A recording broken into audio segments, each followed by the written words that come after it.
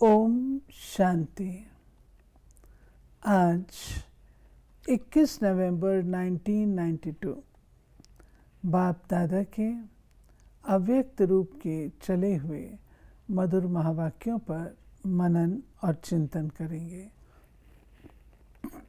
आज की मुरली का विषय है कर्मों की गुह्य गति के ज्ञाता बनो।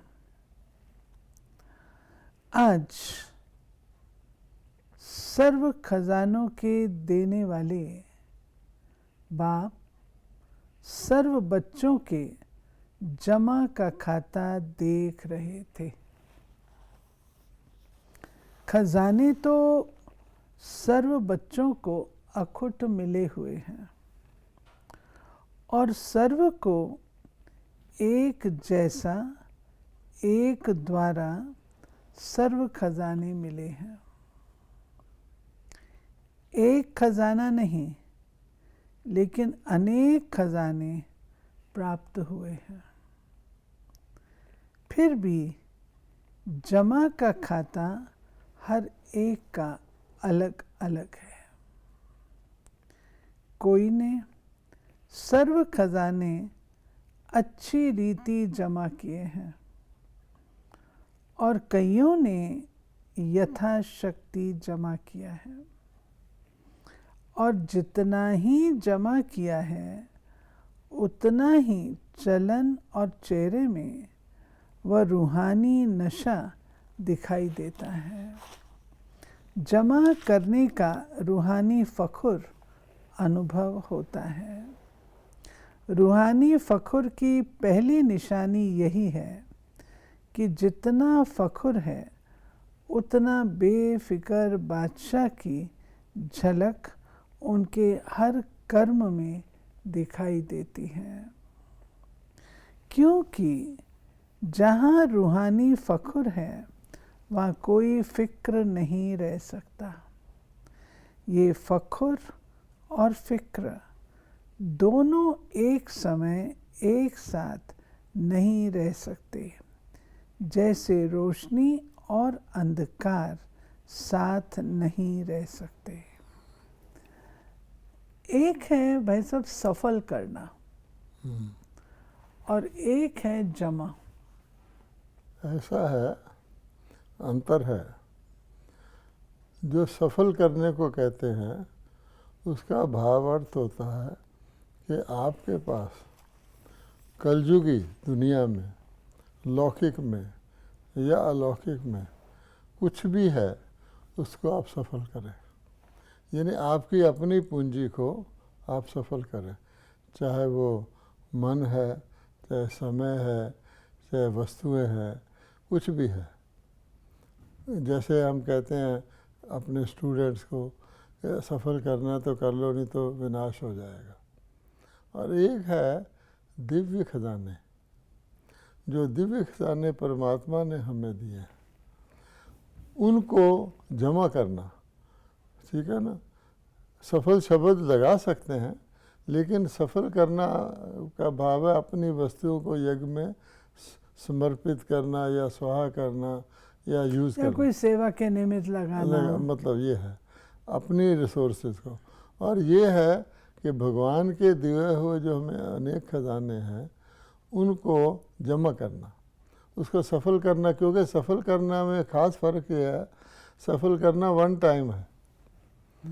आपने जो है आपने सफल कर लिया, अच्छा, उसका जो फल मिलेगा वो आपको जन्म जन्मांतर मिलेगा। लेकिन जमा करने का मतलब है कि जो अब आप प्रेजेंटली यूज़ कर रहे हैं वो जमा नहीं है, वो तो आप यूज़ कर रहे हैं, लेकिन फ्यूचर के लिए सतयुग से लेकर आगे के लिए वो जमा हो रहा है। तो जो हम सफल करते हैं वो भी जमा होता है। दोनों शब्दों में भी फ़र्क है। उसी हिसाब से वो डायरेक्टली नहीं होता। जो आप जिस फॉर्म में आप जमा करते हैं वो डायरेक्ट है। आपका मान लो पुण्य जमा हो रहा है, वो डायरेक्ट है ना। वो आपको फील होगा कि मैं लाइट हूँ, मेरे अंदर कोई ताकत आ गई है, जिसको बाबा ने कहा तुम्हारी झलक और फलक, फिक्र नहीं रहेगा। जैसे किसी के पास पूंजी जमा होती जाती है तो उसको चिंता घटती जाती है ना, मेरे पास तो इतना जमा है। उस स्थूल में भी किसी के पास धन जमा होता है तो उसको खाने पीने रहने की चिंता नहीं होती, कोई नुकसान हो गया तो भी चिंता नहीं होती। तो बाबा ने यहाँ कहा फ़िक्र और फ़खुर, और फ़िक्र ना हो तो बेफ़िक्र, फ़खुर वाला जो होगा वो बेफ़िक्र होगा, बादशाह होगा। बेफिक्र बादशाह की विशेषता, वो सदा प्रश्न चित्त के बजाय प्रसन्न चित्त रहते हैं। हर कर्म में, स्व के संबंध में व सर्व के संबंध में व प्रकृति के भी संबंध में किसी भी समय किसी भी बात में संकल्प मात्र भी क्वेश्चन मार्क नहीं होगा कि ये ऐसा क्यों व ये क्या हो रहा है, ऐसा भी होता है क्या। प्रसन्न चित्त आत्मा के संकल्प में हर कर्म को करते, देखते, सुनते, सोचते यही रहता है कि जो हो रहा है वो मेरे लिए अच्छा है और सदा अच्छा ही होना है। प्रश्न चित्त आत्मा क्या, क्यों, ऐसा वैसा इस उलझन में स्वयं को बेफिक्र से फिक्र में ले आती है, और बेफिक्र आत्मा बुराई को भी अच्छाई में परिवर्तन कर लेती है। हाँ, देखिए कितना कंट्रास्ट है। ये प्रसन्नचित्त आत्मा बेफिक्र को भी फिक्र में ले आती है, यानी वो पॉजिटिव को भी नेगेटिवली ही लेती है। क्वेश्चनिंग की आदत है, हैं जी। कोई आपको देसी घी बेचने आता है, अब जो प्रसन्नचित्त आत्मा है वो क्या करेगी, प्योर घर से लेके आता है, भाई इसमें तो थोड़ी मिलावट लगती है, फिर आगे कहेगी आजकल मिलावट के बगैर कौन बेचता है, वगैरह वगैरह। इसलिए बाबा कहता है और जो बेफिक्र है वो नेगेटिव को भी पॉजिटिव में, भाई तो इतनी दूर से चल के आया है, खास मेहनत करके आया है, खास लाया है, तेरा अच्छा ही होगा। आजकल के साइंस के साधन से भी जो वेस्ट खराब माल होता है उसको परिवर्तन कर अच्छी चीज़ बना देते हैं। तो प्रसन्न चित्त आत्मा साइलेंस की शक्ति से, चाहे बात बुरी हो, संबंध बुरे अनुभव होते हों, लेकिन वो बुराई को अच्छाई में परिवर्तन कर स्वयं में भी धारण करेगी और दूसरे को भी अपनी शुभ भावना के श्रेष्ठ संकल्प से बुराई को बदल अच्छाई धारण करने की शक्ति देगी। कई बच्चे सोचते हैं, कहते हैं कि जब है ही बुरी व गलत बात तो गलत को तो गलत ही कहना पड़ेगा, गलत को गलत तो समझना पड़ेगा। लेकिन गलत को गलत समझना ये समझने के हिसाब से समझा, वो राइट और रॉन्ग समझना जानना अलग बात है। लेकिन नॉलेजफुल रूप से जानने वाले समझने के बाद स्वयं में किसी भी आत्मा की बुराई को बुराई के रूप में अपनी बुद्धि में धारण नहीं करेंगे। कितना महीन फर्क है। एक होता है सेंसिबल, तो सेंसिबल उसको कहते हैं जो अच्छे बुरे की पहचान रखता है, ये अच्छा है ये बुरा है, ठीक है। अच्छा, ये भी सोचता है कि अच्छा बुरा सोचते सोचते जब बुरे की देखता है, बुरे की करैक्टरिस्टिक, तो उसको बुरे की करैक्टरिस्टिक दिमाग में तो रहते हैं ना कि बुराई का ये मतलब है, अच्छाई का ये मतलब है, तो उसकी बुद्धि में दोनों आ गए ना। तो सेंसिबल का फिर क्या हुआ, अगर सेंसिबल असली है तो वो बुराई को हटाएगा, अच्छाई को धारण करेगा। और असेंसफुल जो होता है, जो ये सब कुछ देखते हुए अपने करैक्टरिस्टिक में रहता है, जैसे कोई हरी ऐनक लगा ले तो उसको हरा ही दिखेगा, जिसने कहना कि मैंने तो अच्छा ही देखना है हर चीज़ में, है ना। जैसे आज के लोग बुराई देखते हैं, तो वो जो होगा वो फिर बुराई को भी अच्छाई में देखेगा, उसमें क्या अच्छाई है, देखने का एंगल है ना। बाबा ने बहुत अच्छा एग्जाम्पल दिया है इसमें क्रोधी का। बाबा कहते हैं हाँ, अपने को बचाने के लिए कह देते हैं हाँ, ये है ही रॉन्ग, रॉन्ग को तो रॉन्ग कहना पड़ेगा। हाँ, लेकिन समझदार का काम क्या होता है, हाँ, समझदार अगर समझता है ये बुरी चीज़ है, तो क्या बुरी समझते हुए अपने पास जमा करेगा? अपने पास अच्छी रीत संभाल कर रखेगा? छोड़ देगा ना? या जमा करना ही समझदारी है? ये समझदारी है। और सोचो, अगर बुरी बात व बुरी चलन को स्वयं में धारण कर लिया तो क्या आपकी बुद्धि, वृत्ति, वाणी सदा संपूर्ण स्वच्छ मानी जाएगी? अगर ज़रा भी कोई डिफेक्ट व दाग रह जाता है, किचड़ा रह जाता है, तो डिफेक्ट वाला कभी परफेक्ट नहीं कहला सकता, प्रसन्नचित्त नहीं रह सकता। अगर कोई की बुराई चित्त पर है तो उसका चित्त सदा प्रसन्नचित्त नहीं रह सकता, और चित्त पर धारण की हुई बातें वाणी में ज़रूर आएंगी, चाहे एक के आगे वर्णन करें, चाहे अनेक के आगे वर्णन करें। लेकिन कर्मों की गति का गुह्य रहस्य सदा सामने रखो। कई भगत गाते हैं ना, प्रभु जी मेरे अवगुण चित्त न धरो। अब देखो कितना भोलापन है कि प्रभु जी आपके अवगुण चित्त पर धरेंगे। वो तो किसी के भी अवगुण चित्त, तभी तो प्रभु जी चित्त नहीं धरेंगे। अगर प्रभु जी कह दें अच्छा बच्चा मैं धरता तो नहीं, पर तू कहता तो मैं रिकन्फर्म कर देता हूँ, मैं तेरे या किसी के भी अवगुण चित्त पर नहीं धरता, लेकिन तू भी दूसरों के अवगुण चित्त पर ना धरा करेंगे, तो फिर भगत कहता प्रभु जी आप तो ना धरो, आप तो सर्वशक्तिवान हैं, मैं तो कमज़ोर हूँ ना, मैं तो धरूँगा ही।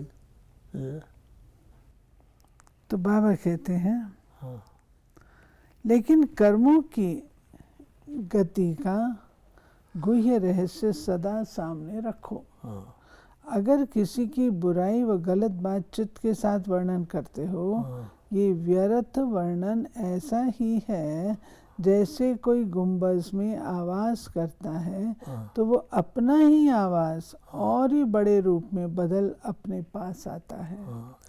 गुंबज में आवाज़ करके देखा है? तो अगर किसी की बुराई करने के, गलत को गलत फैलाने के संस्कार हैं, जिसको आप लोग आदत कहते हो, तो आज आप किसकी ग्लानि करते हो, अपने को बड़ा समझदार, गलती से दूर समझकर वर्णन करते हो, लेकिन ये पक्का नियम है अथवा कर्मों की फिलॉसफी है कि आज आपने किसकी ग्लानि की और कल आपकी कोई दुगनी ग्लानि करेगा, क्योंकि ये गलत बातें इतनी फास्ट गति से फैलती हैं जैसे कोई विशेष बीमारी के जर्म्स बहुत जल्दी फैलते हैं। फैलते हुए जर्म्स जिसकी ग्लानि की वहाँ तक पहुँचते ज़रूर है। हाँ, ये भी बाबा ने कह दिया कि तुमने किसी की गिलानी छुप कर भी की, किसी दूसरे से की, ये सोचा कि ये तो मेरा दोस्त है, ये इस बात को मेरे तक रखेगा, लेकिन जैसे कोई पैनाडेमिक होता है, महामारी होती है, उसके जर्म जो हैं बहुत जल्दी फैलते हैं। और ये बाबा ने कर्म की गति बताई है कि जिसकी की है वो घूम फिर कर उस पर आएंगे, जैसे गुंबज में आवाज़ इको करता है। तो बाबा ने जो एग्जांपल दिया है कि वो उसके पास ज़रूर पहुंचेगा, फिर क्या होगा? आपने एक ग्लानि की होगी, हाँ, और वो आपको गलत सिद्ध करने के लिए आपकी 10 ग्लानि करेंगे। हाँ, तो रिजल्ट क्या हुई? कर्मों की गति क्या हुई? लौट कर कहाँ आई? अगर आपको शुभ भावना है उस आत्मा को ठीक करने की, तो गलत बात शुभ भावना के स्वरूप में विशेष निमित्त स्थान पर दे सकते हो। फैलाना रॉन्ग है। कई कहते हैं हमने किसको कहा नहीं, लेकिन वो कह रहे थे तो मैंने भी हाँ में हाँ कर दिया, बोला नहीं। आपके भक्ति के मार्ग के शास्त्रों में भी वर्णन है कि बुरा काम किया नहीं, लेकिन देखा भी, साथ भी दिया, तो वो पाप है। आपको बताते हैं ना, हाँ में हाँ मिलाना, ये भी कर्मों की गति के प्रमाण पाप में भागी बनना है। बाबा ने मुझे बहुत वर्ष पहले, एक बार मैं माउंट आबू पांडव भवन में था और शाम को मेरी आदत थी सैर करने जाने की लेक पर, तो मैं म्यूज़ियम में गया था।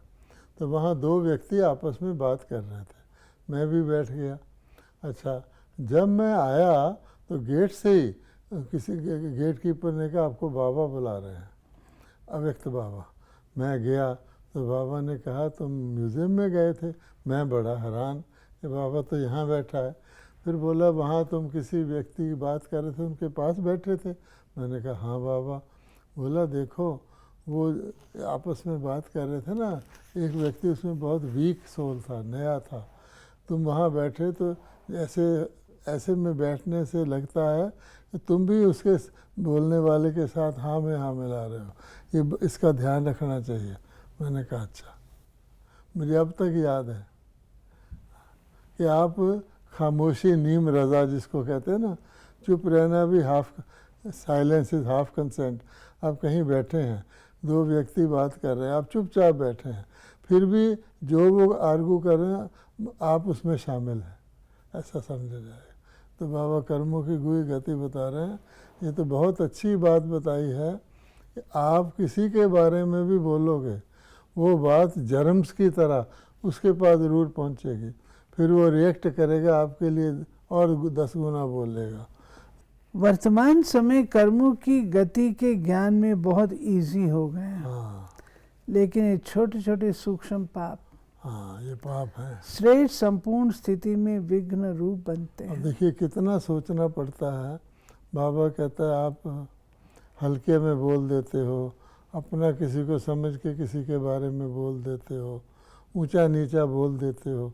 तो आपके निमित्त है ना, आपका प्रभाव दिल में ले जाते हैं कि देखो ये इन्होंने भी ऊंचा बोला, इन्होंने भी जोश में बोला, वो फिर कितना नुकसान करता है।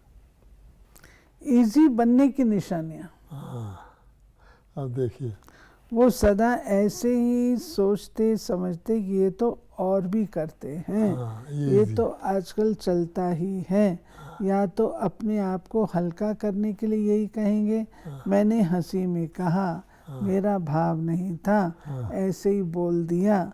ये विधि संपूर्ण सिद्धि को प्राप्त होने में सूक्ष्म विघ्न बन जाता है। ये सूक्ष्म पाप है। इसलिए ज्ञान तो बहुत मिल गया है, रचयिता और रचना के ज्ञान को सुनना, वर्णन करना बहुत स्पष्ट हो गया है। लेकिन कर्मों की गुही गति का ज्ञान बुद्धि में सदा स्पष्ट नहीं रहता, इसलिए इजी हो जाते हैं। कई बच्चों की अपने प्रति भी कंप्लेन होती है। जैसे बाप कहते हैं, बाप बच्चों में जो श्रेष्ठ आशाएं रखते हैं, जो चाहते हैं, जितना चाहते हैं उतना नहीं है। इसका कारण क्या है? ये अति सूक्ष्म व्यर्थ कर्म बुद्धि को, मन को ऊंचा अनुभव करने नहीं देते। योग लगाने बैठते हैं लेकिन काफ़ी समय युद्ध में चला जाता, व्यर्थ को मिटाए समर्थ बनने में समय चला जाता। इसलिए क्या करना चाहिए? जितना ऊंचा बनते हैं तो ऊंचाई में अटेंशन भी ऊंचा रखना पड़ता है।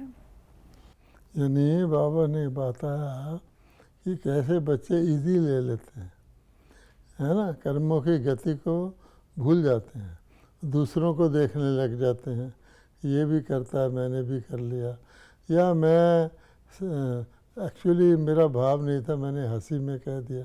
बाबा कहते हैं सारी बातें सूक्ष्म विघ्न है। ब्राह्मण जीवन की मौज में रहना है। मौज में रहने का अर्थ ये नहीं जो आया वो किया मस्त रहा, ये अल्प काल के सुख की मौज व अल्प काल के संबंध संपर्क की मौज, सदा काल की प्रसन्न चित्त स्थिति से भिन्न है। इसी को मौज नहीं समझना। जो आया वो बोला, जो आया वो किया, हम तो मौज में रहते हैं। मन मत हो गया ना। अल्पकाल के मन मौजी नहीं बनो, सदा काल की रूहानी मौज में रहो। ये मन मौजी शब्द नोट करने का है, क्योंकि मन के हिसाब से मौज में रहते हैं, वो अल्पकालिक है। यही यथार्थ ब्राह्मण जीवन है। मौज में भी रहो, कर्मों की गति के ज्ञाता भी रहो, तब ही जो चाहते हो, जैसे चाहते हो वैसे अनुभव करते रहेंगे। समझा? कर्मों की गुह्य गति के ज्ञाता बनो, फिर खजानों के जमा की रिजल्ट सुनाएंगे। अच्छा, चारों ओर के फिक्र से फारिग बेफिक्र बादशाह आत्माओं को, सदा प्रसन्न चित्त विशेष आत्माओं को, सदा स्वयं प्रति और सर्व आत्माओं प्रति श्रेष्ठ परिवर्तन को कर्म में लाने वाले कर्म योगी आत्माओं को, सदा रचयिता रचना के ज्ञाता और कर्म फिलॉसफी के ज्ञाता ऐसे ज्ञान स्वरूप आत्माओं को बाप दादा का याद प्यार और नमस्ते। अब देखिए, बाबा ने याद प्यार में कहा फिक्र से फारिग, बेफिक्र बादशाह और सदा प्रसन्न चित्त। इन तीनों में क्या अंतर है? अगर आप देखिए, फिक्र से फारिग, इसमें शब्द आता फिक्र, लेकिन फिक्र से मुक्त। फिक्र शब्द तो आता है ना। बेफिक्र बादशाह, ये उससे सेकंड स्टेज है। बादशाह बहुत बड़ा होता है और लेकिन बेफिक्र भी है, लेकिन इसमें भी फिक्र शब्द आता है। लेकिन सदा प्रसन्न चित्त में फिक्र शब्द है ही नहीं।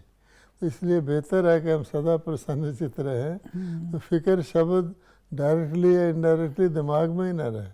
बाबा ने कहा कि फ़ख्र वाला जो होता है, रूहानी फ़ख्र वाला, उसको कोई फिक्र नहीं होता।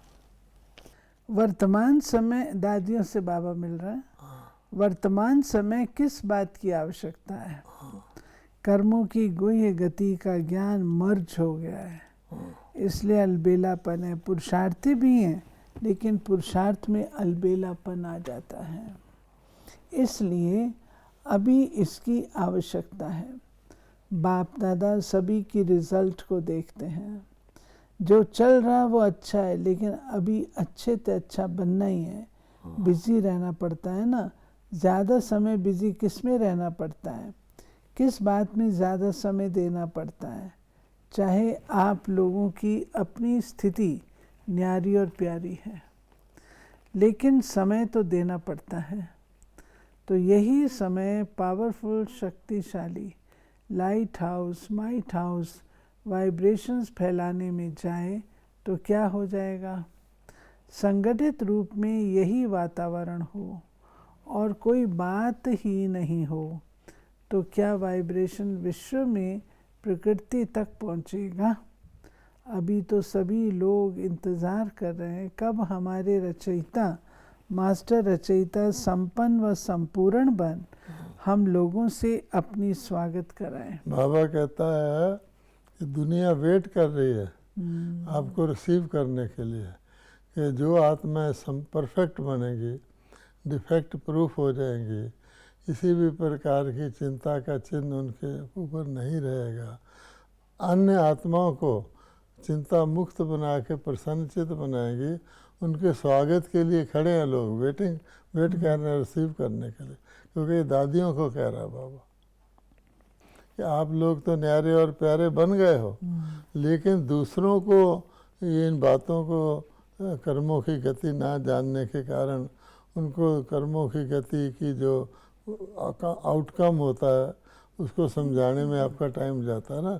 यही समय अगर आप शक्तिशाली स्टेज में रहो तो स्वागत वाले जो वेट कर रहे हैं, आवाहन कर रहे हैं आपका। प्रकृति भी तो स्वागत करेगी ना। तो वो सफलता की माला से स्वागत करे, वो दिन आना ही है। जब सफलता के बाजे बजेंगे तब प्रतीक्षता के बाजे बनेंगे। बजनी तो है ही। अच्छा, ऑलराउंड बनना ही श्रेष्ठ सेवा है। अच्छा है, चक्कर लगाते हो, चक्कर लगाने का पार्ट बच्चों का ही है। बाप तो अव्यक्त रूप में लगा सकते हैं, साकार रूप में भी चक्कर लगाने का पार्ट बाप का नहीं रहा, बच्चों का ही था। ये चंद्रमणि दादी जी सेवा पर जाने की छुट्टी ले रहे हैं। सो ये थी बाबा की आज की मुरली, जिसमें बाबा ने हम बच्चों को कर्मों की गुह्य गति के ज्ञाता बनाया। सूक्ष्म पाप क्या होते हैं, विघ्न कैसे बनते हैं, ये सब चीज़ें हमारे पुरुषार्थ में अटेंशन देने योग्य है। ओम शांति।